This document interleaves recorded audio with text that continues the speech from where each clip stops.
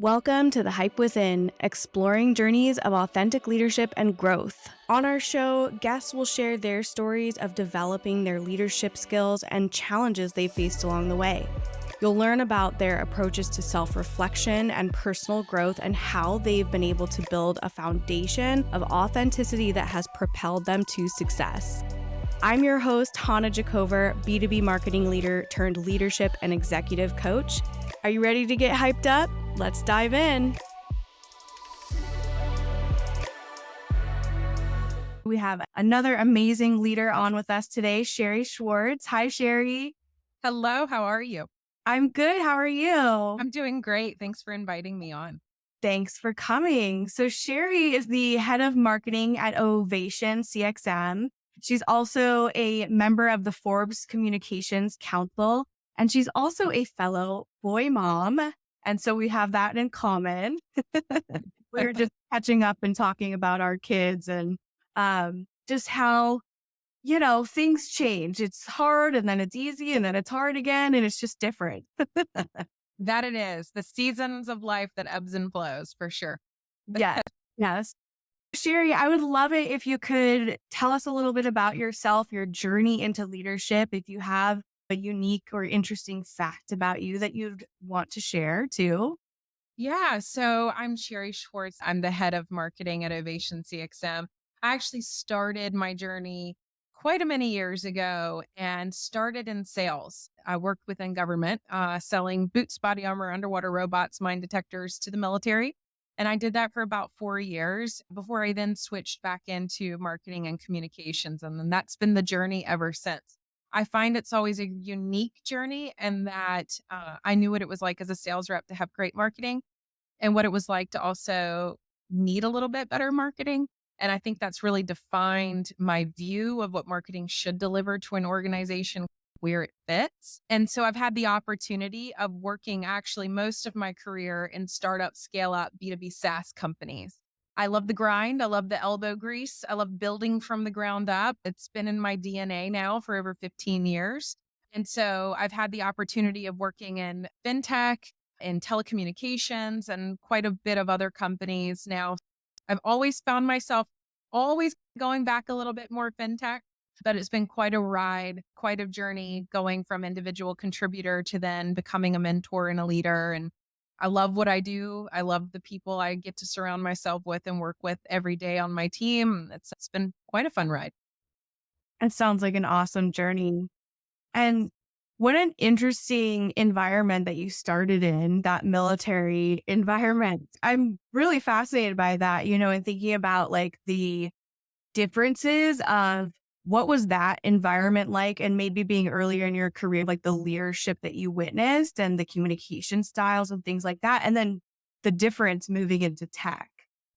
Yeah, so it was really a journey. Imagine so I was actually a broadcast journalism major in college, but I graduated right at the financial kind of downturn, and it was really hard to get a job. And I was a business minor. And so I knew I had to pay my college loan. So you better get a job, period. And so I ended up in sales, and I loved actually really what I did. It was a lot of fun.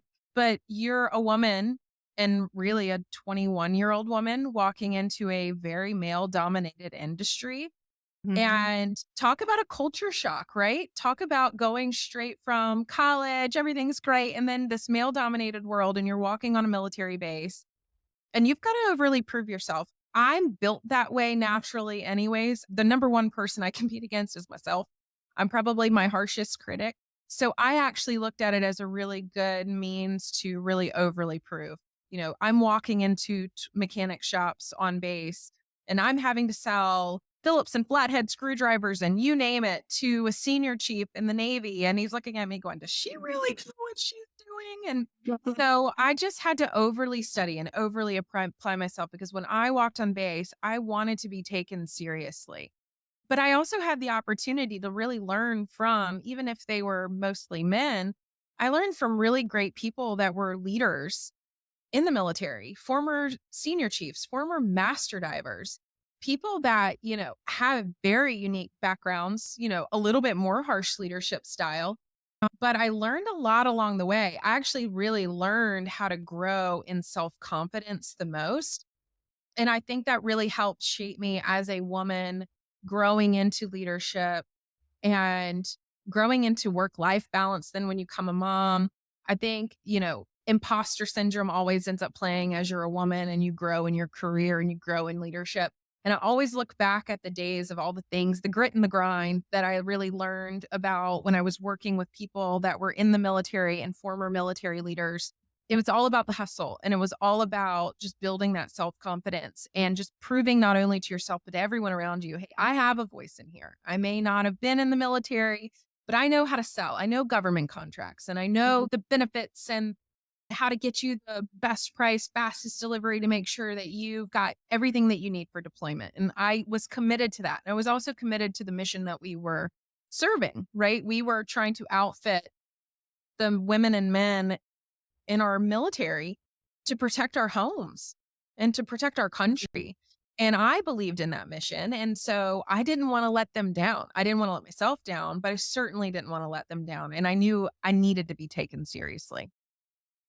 It sounds like it aligned with a lot of your values of just like who you are and what you believe in, and that almost propelled you into that self confidence. What else would you say that you did going through that process of building up your self confidence, moving past that imposter syndrome?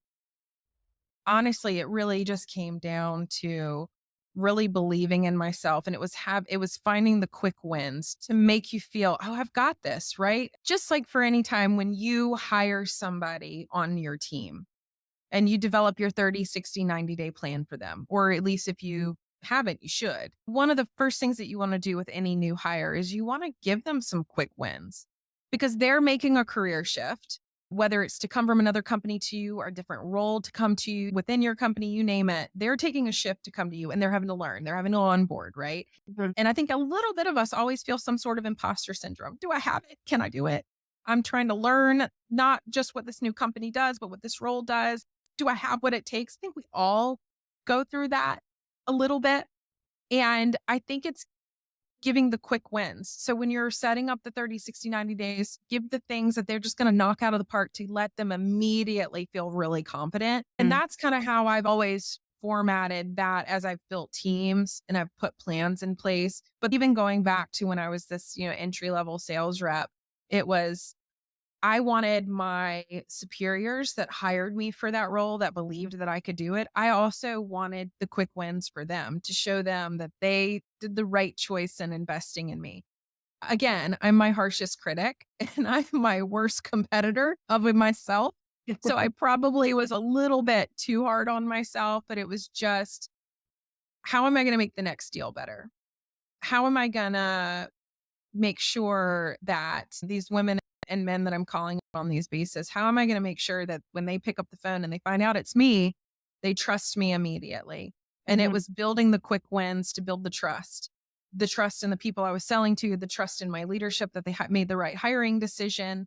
And now as I build out and grow teams and grow people, it's letting them have the quick wins too, so that they feel confident in themselves, so that we start off on day one, like with pure excitement and to get over any imposter syndrome. And not only in that, hey, you've joined the right company, you've made the right decision. Now let's go get you some good wins. Mm. Yeah, it sounds like you've been able to pull a lot of inspiration and influence from just yourself with your experiences selling into the military. I think it's always interesting to hear people talk about other influences or inspirations that have really gotten you to where you are in your leadership journey. Who or what else would you put in that bucket? So I have one special friend and mentor that just will always have a wonderful place in my heart and that I rely on a lot to talk as a friend, talk as a mentor. Her name is Alexandra Roddy. She's the vice president of ecosystems and strategic alliances at IBM. She was a former chief marketing officer of mine, and I reported to her several years ago for a role. What I loved, and I've actually had a couple women leaders that have been quite influential in my life as I decided to go down that leadership path. that have Mhm. really stood out. She's been a wonderful mentor too, because think about it. You hit this point in your career as a woman where you want to be a leader, you want to go that mentoring and that leadership path, not just an individual contributor. But you may also be entering that when I was, and you were becoming a mom for the first time too. Mhm. Mhm. So you naturally just, at least this is what happened to me. I just felt, can I do it? Like, I know I can, but I felt again the pressure to like over prove myself that I can have the successful career and be a successful hands on doting mom. And I don't have to sacrifice anything at home for my career and vice versa. And it's literally been surrounding myself with those women leaders, and Alexandra Roddy has been one for sure.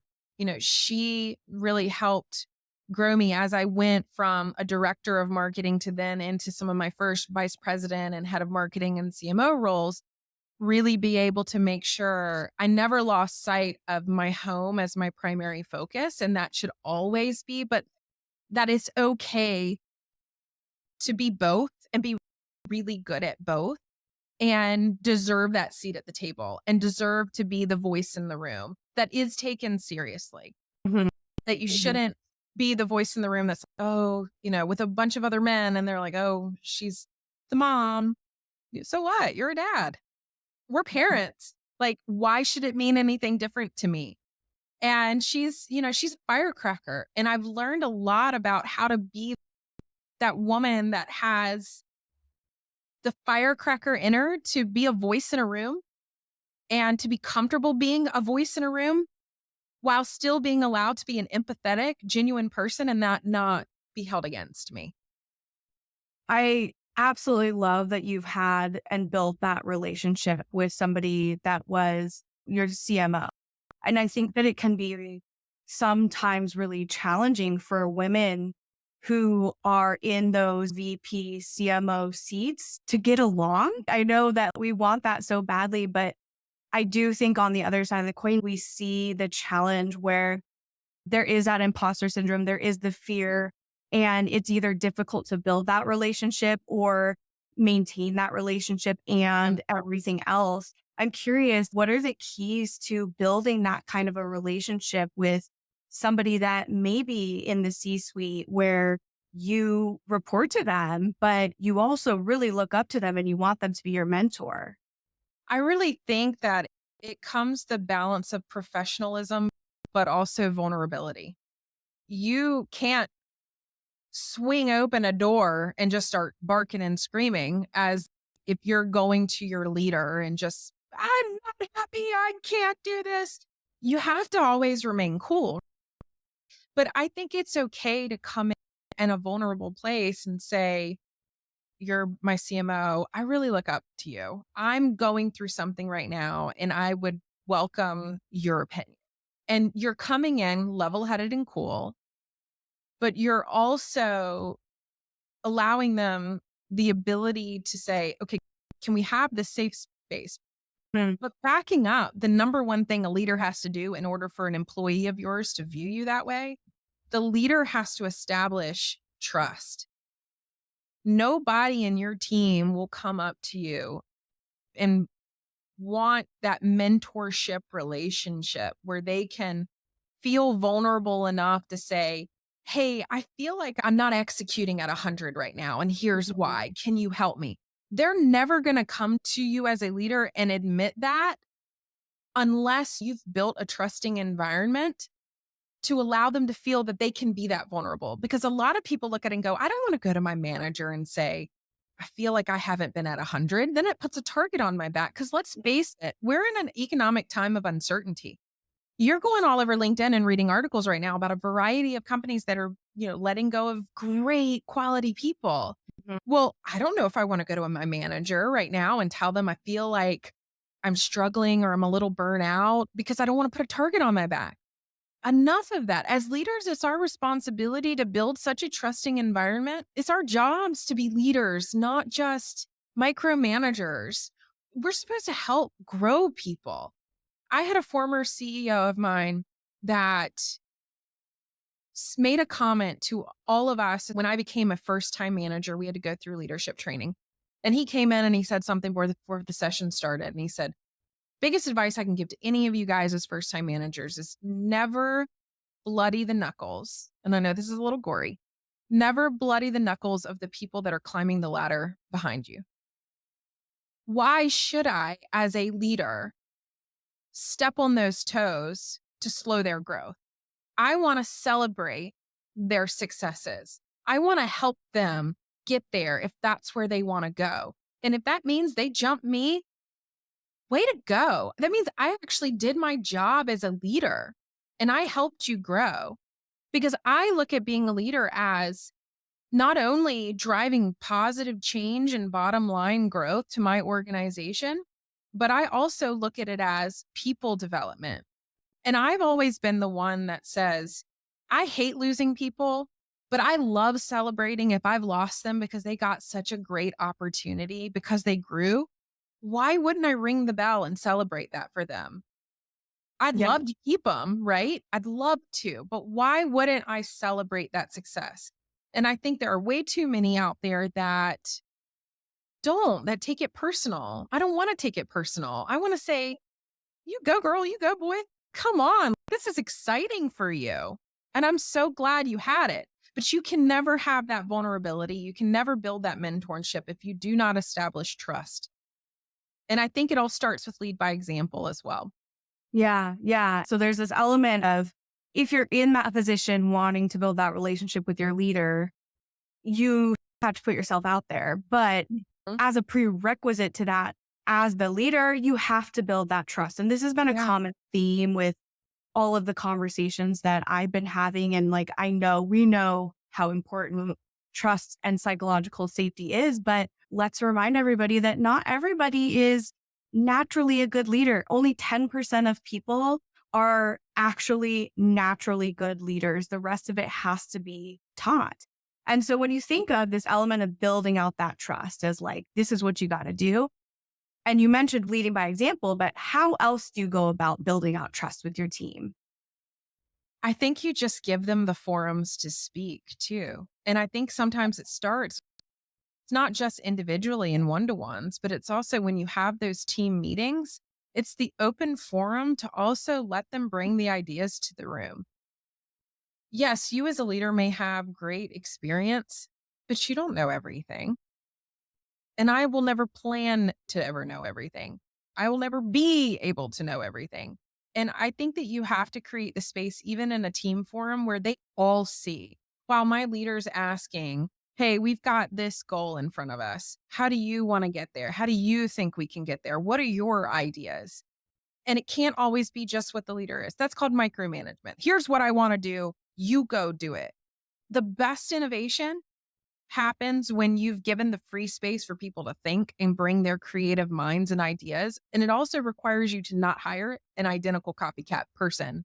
It's making sure you intentionally hire people of diverse thinking, of diverse backgrounds that can all come in and all have different strengths than each other. So we all are completely unique puzzle pieces that fit together. And it's making sure that you provide that forum for them to feel like they are contributors. That's a great way of starting the trust, like one of the foundational things that you can do. Because if you don't allow them to have a voice and feel like their voice is heard, they won't come to you with anything else. Mhm. Like you've lost them. They won't feel like they have even a safe space to try something new and try something different. I hear this element of diversity, which I love, and so many layers of diversity, right? And I think Mhm. that some leaders do get in the habit of, you know, oh, they ought to hire. Like it's such a big task versus an opportunity. And then they do want to hire somebody that's like their mini me, where that's not always the best scenario No. for what they actually needed and how they need to grow their team. And we also know like having diverse teams, you are more productive, you're more effective in producing revenue. There's data to prove all of Yes. that. But when it comes to that human side of, nurturing that culture of authenticity with all of the diverse perspectives, how do you do that? there's a variety of pieces that you have to look at when you're building your melting pot of awesomeness. Really look at their backgrounds, but ask them in the interview process. Ask them the great, unique questions and hear their thought process and hear how they would approach XYZ scenario. Really look at what their backgrounds are and what they've contributed and had ownership in and what they did. And as you're going through and you're looking and you're building a team from scratch, make sure they're all uniquely different and they've all had exposure to uniquely different things. Because number one, that lets you know they're not all copycats, but then also consider where they are in their life too. Don't hire everybody that's every single one of you that have only had 10 years of experience. Go young, go middle of the road, go older, go different cultural backgrounds, go different locations, go global, go East Coast, go West Coast, you name it. We're all from different areas. I am from the East Coast. I now live in Memphis, Tennessee, but people that live on the West Coast, they've experienced different things than the East Coast and vice versa. I think you've got to really be intentional. And when you're building teams from scratch, which I've had to do several times, just being in startup, scale up, B2B, your first hires are critical to success because you're coming across, in most instances in startup scale up marketing, minimal budget. Like budget and resources are some of your biggest obstacles. And then it's people, especially if you're like the first marketing hire as a head of marketing and you've got to go build a team. Sure. It is absolutely critical to get it right. And the only way to really get it right is to get people that have such unique backgrounds and exposure so that when they all come in, you can't do it all. You can't be it all. So you have to let them go. Give them the runway to go and do because creativity, it's going to be your number one thing that is of utmost importance when you have limited resources and budget. And it all comes down to a small 3-person team, 4-person team, because that's all you can hire originally. Mhm. I think some of the things that you're talking about, even just hiring for these diverse perspectives and backgrounds, and honestly, just being a woman as a leader in tech is a form of disrupting traditional Yes. leadership. I really do think that the approach to leadership where it is more authentic, it is more about psychological safety and empathy and things like that, also a form of disrupting traditional leadership. But what other ways are you attempting to disrupt the status quo in leadership and in the tech industry? Great question. I really think it goes back to also lead by example. I remember being a young mom and like my kid was sick. I didn't want to have to go to my boss to say, "Hey, I got to leave a little early. I got a call from daycare." Or I felt weird like being at home because my son had to stay home from school, whether he was playing hooky or he was actually sick. That's to be determined on my but nonetheless, you know, feeling like I can work from home, but I may have him all of a sudden pop up and say, "Mom, snacks," because kids always need snacks. I think it's leading by example, and I think a disruptor is allowing your teams and allowing people, whether they have a doctor's appointment, whether they have kids that they need to go pick up, and it's more cost advantageous for them to go pick them up. So I have the beauty of having a fully remote team right now, and our organization is fully remote. It's okay. Let's disrupt. If it means that it's more cost advantageous for a family to pick their son up from school versus spending what sometimes can be astronomical amounts of money to send them to an after school for what, an hour before the end of the day? Go block that 15 minutes. Go get your kid. Like school's out for a couple days because of a teacher work day. You're able to work. And I've had faith that you're able to get your job done. So work. And if your kid's downstairs, so they're downstairs. If they pop in for a snack, I want to see them, tell them I said hello. It's like, that's disrupting. Yeah. That's disrupting status quo and norm. And I think sometimes we try to feel like we need to put these things in a box of the way that it used to be. And that's great, but times change.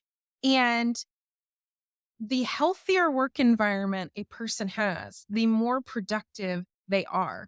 I truly feel like you give people the space and the balance, and they will outperform. And that is disrupting what has I've grown up in the workforce, right? It's I know what it was like to work at a desk all day long before the pandemic. And then you get, hyped up on the break room, and next thing you know, you've spent like 30 minutes at the water cooler or chatting versus, working remote right now, where in some instances many organizations offer hybrid work. And you have a little bit more balance. But I think it's also okay. Let's go beyond that and say, let's allow people to be parents. Let's allow people to really have that true balance. And it's okay. You can't help your son sick. Go be with your daughter on her birthday school. Go chaperone the field trip. And you will have a much more productive workforce, and you'll build trust. If you allow people to do that and then plug back right on in, and they'll work harder for you. No doubt they'll work harder for you. And if they don't, well, then they weren't the right hire, right? If they abuse it because now they're going to the outlet mall, they abused it. That just wasn't the right hire and the right fit. But I'll give them some room and allow them to feel present at work and present at home. They will outperform. I think it's such an important message right now, because there's a lot of leaders out there that are wanting their teams to come back to the office. They're nervous about continuing with a remote environment, even though there's so much data out there that shows that it's a healthier way for us to live. We're more productive. We're happier. The bottom lines are really not affected unless you're thinking about, oh, we signed this huge lease, Right. which then you're not thinking about it from a human perspective. Right. And listen, different industries vary, right? I get that when you're in manufacturing, you cannot manufacture products not being at the manufacturing facility. And I do believe it depends, and it's industry, dependent. And it's also, we have this massive lease in this massive building. Like, we got to put seats in, but don't do it for controls from a micromanaging perspective. Do it for the right reasons, and then still allow them, hey, they're all in the office, but allow them to still feel comfortable when they want to go chaperone the trip, or when they really want to go and do the lunch with their child for their birthday at school. Not every company is going to be able to support fully remote or support fully hybrid. That's okay. But make sure you're not doing it just to micromanage the controls, because you can still have great outcomes, amazing outcomes, and fully remote. I think sometimes you have to look at, if you're doing it as a leader and you want everybody in because you want to know what they're doing all the time, that's a control micromanagement thing. Maybe you relook yourself at like how to better manage a remote culture or a hybrid culture.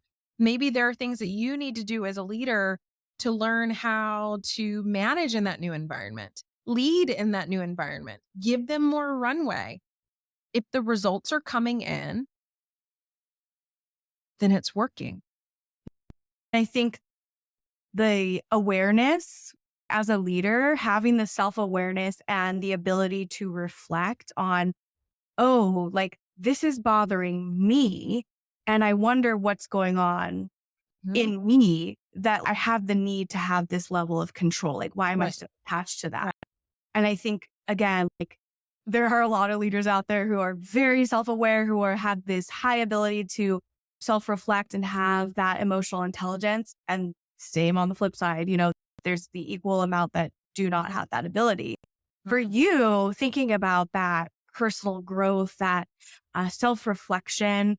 What are some things, approaches that you've taken that have helped you in that area to Yeah. become more emotionally intelligent and to be able to go through that process of reflection? So there's a couple things. There are times where you go through a scenario and you go, okay, did I handle that right? Did I think about that right? I know this isn't for everybody, but there are times where I literally have to just move my body, get out of my seat, whether it's to walk around, to hop on for me, I've got a treadmill in my office. So I've been known every now and then to do a lunch where I'm just like jogging for 20 minutes. I clear my head and I rethink scenarios. And then I go, did I handle it right? Did I overanalyze it? Maybe they didn't mean how I intercepted it. And there are times where I'll hop back on a call and go, "Hey, can we walk this through again?" I think you have to be vulnerable enough to know how to take that moment, reflect on what worked, what didn't, what you thought versus the good, the bad, the ugly, and then be able to have a delicate conversation afterwards about, especially if it's a one-to-one with your team member. Give me some feedback. How'd you feel about it? What'd you like? What you didn't like? What can I do better for you? And I think it's super, super important to be reflective, but ask for honest feedback amongst your team too as a leader. We're not perfect. We don't always get it right. And it's okay. There was one day, just last week actually, where I hopped on the team and I was like, hey, here are the things that I really want to get done today. Can we nail it? Can we do it? And they were like, okay, yeah, but it seemed a little chaotic. I ended up finding myself later in the day just thinking through it. And I go, I probably needed to provide a little more context. So I ended up finding myself Slack calling my whole team. And we hopped on a call and I said, hey guys, I feel like I may have disrupted the energy. So I said, let me just explain. I said, here's why I wanted to launch these couple things. And someone said, yeah, but I don't feel like it's quite finished. And I said, it's okay if it's not. We'll just go back and we'll just refine and retune it in a little bit, but let's get it turned on right now and just see what happens. And once you've got piece A, B, or C finished, we'll just turn that on with it.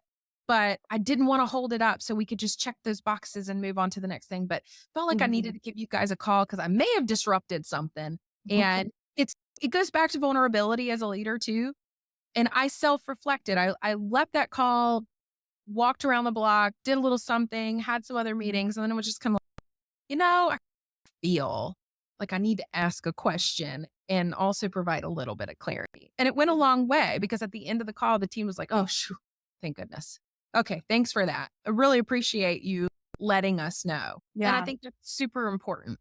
What you said about feedback is really important as well. As leaders, we are so hooked into we have to give feedback, right? We've got to give all this feedback and help other people grow. But we oftentimes forget that we need to create so much space for Yeah. others to give us feedback as well.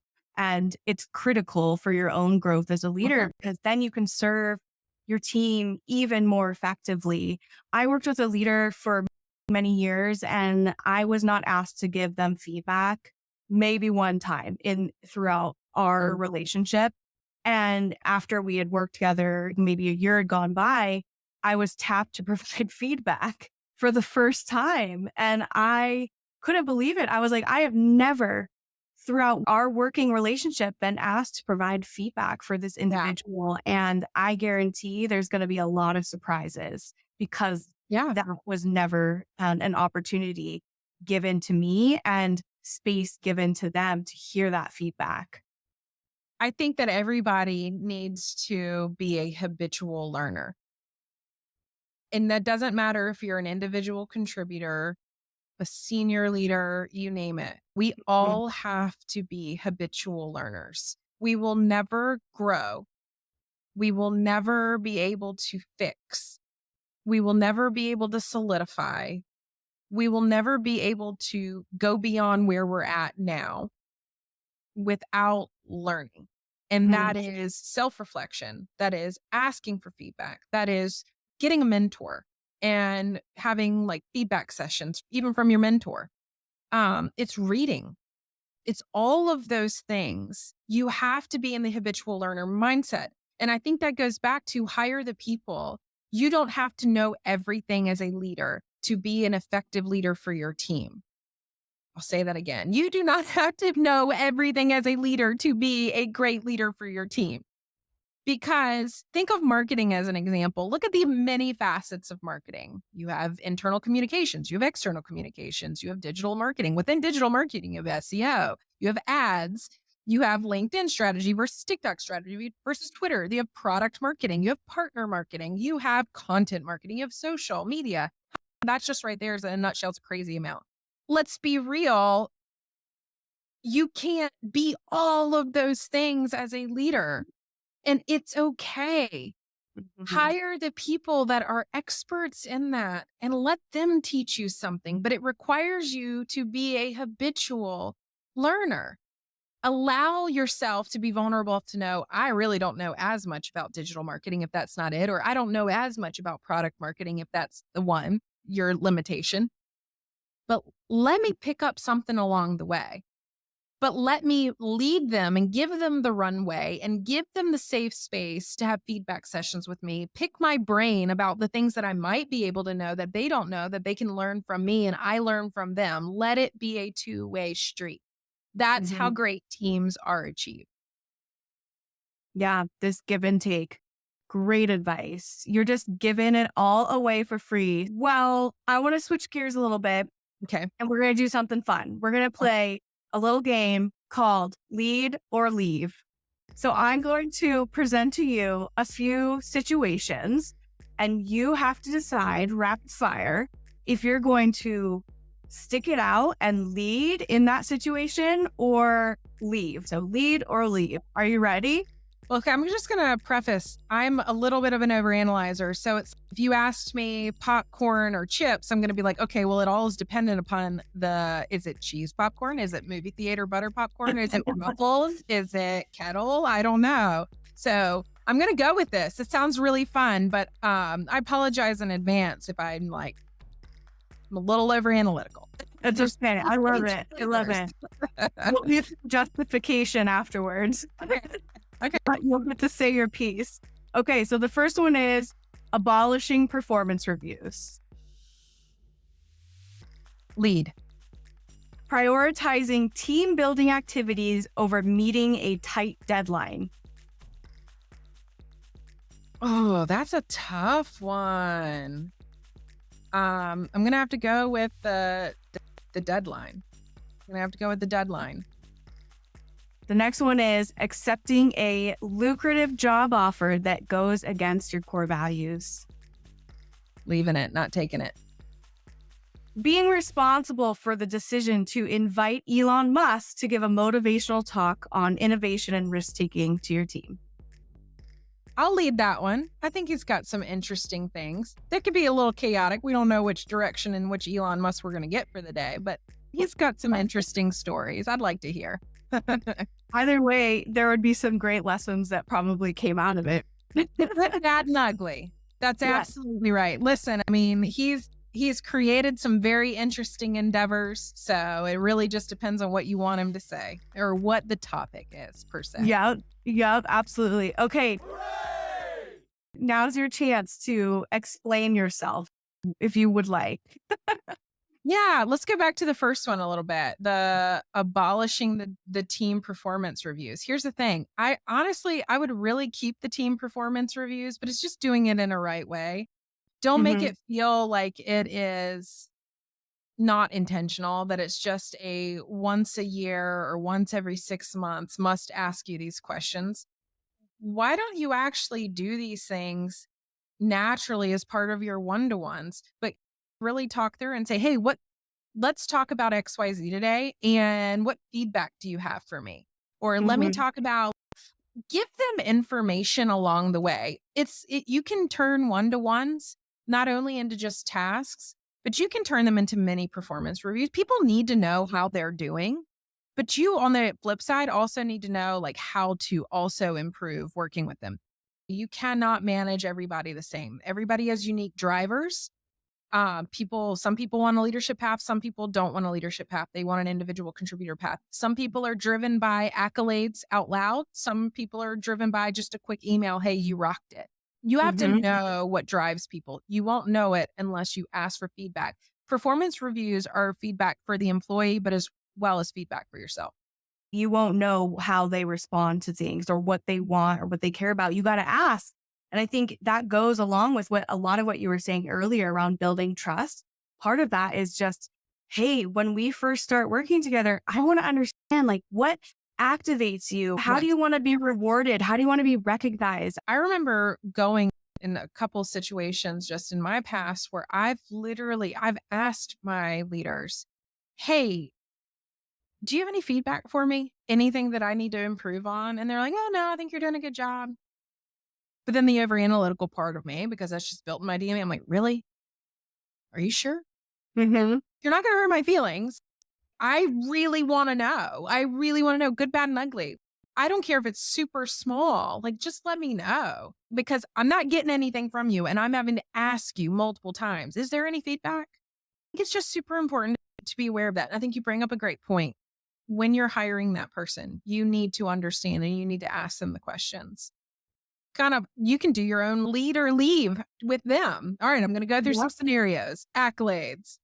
If I announced that you did a great job at a company all hands.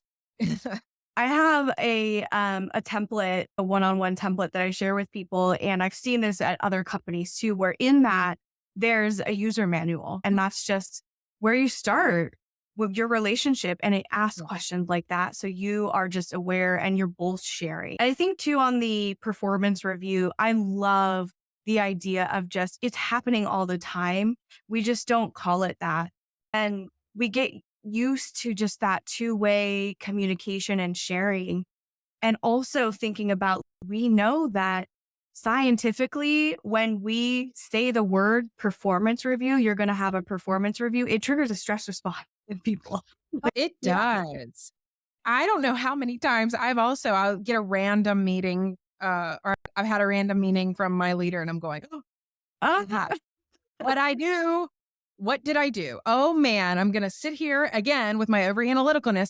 What did I do? What's it gonna be about? Yep. Yada, yada. How do I mentally prepare for this? I've just remember that from the past. And then I'd get on the call. I'm like, hello. Oh, hey, just wanted to chat with you about what you launched last week. I really liked it, but wanted to learn a little bit more. And you're like, oh my God, thank goodness. I thought I was gonna get the pink slip. It builds up in you. Let me just tell everybody right now, please, please put a little context before you put a meeting on somebody's calendar, especially if you don't know what they're gonna do. If they're gonna freak out, overanalyze, start calling a bunch of people. Did you get a meeting too? Meetings 101. Put some context behind it. It's such good advice because you're dealing with humans. Our brains will tell us all these stories and we will literally go into fight or flight mode if we don't understand the whole picture. And then we can't even process information. Think And of the amount of people that will tell you now, I don't even watch the news anymore. Well, why don't you watch the news? It stresses me out. It's mhm, all bad. Like, we're getting it everywhere. We're yeah, getting it everywhere. So be kind, please. we need a news channel that's just like good news only. Yeah, exactly. Hey, that's what we can start right now. Good news only. Good news only. I love it. I do want to ask you, thinking about people who are out there on their leadership journeys, you've given so much advice. What is the one thing, unconventional wisdom, or actionable advice that you want people to walk away with from this? You have to sit down, and especially if you're a first timer, I think the turning point in every leadership journey is obviously you have the good, bad, and like groundbreaking things that have happened to you, right? But when you become a first time manager, when you've decided, hey, I want to go down a leadership path, I want to lead people, sit down and really decide what kind of leader do you want to be? Put it as a Venn diagram if you want. What are the great leadership styles that mentors or former leaders of yours that you really liked? Write those down. Those are the things I want to emulate. Now, on the flip side of that, really write down the things that you've had to endure or experience that you just didn't like. Let that be a North Star. Let that really be a guiding light to help shape who you become.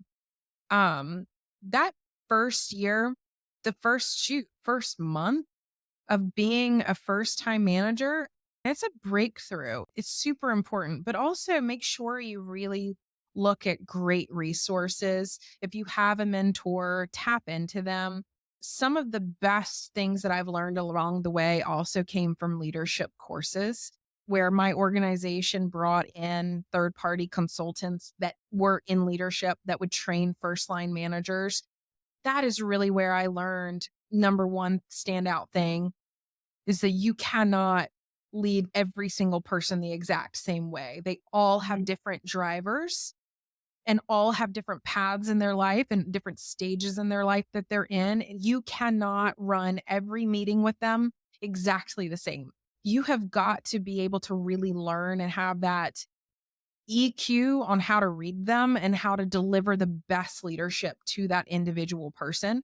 It's the best advice that I was given early on. It's the best advice I could give any first time manager too, aside from really sitting down and carving out what is that unique you as a leader? Who do you want to be?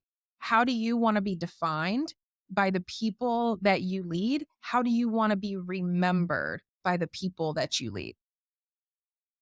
Fantastic advice.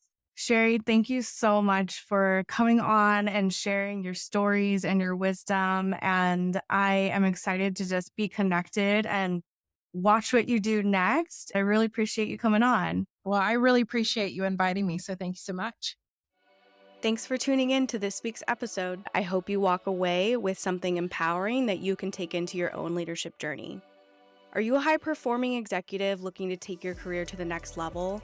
Or an emerging leader who wants to develop the skills you need to advance in your role and show up authentically?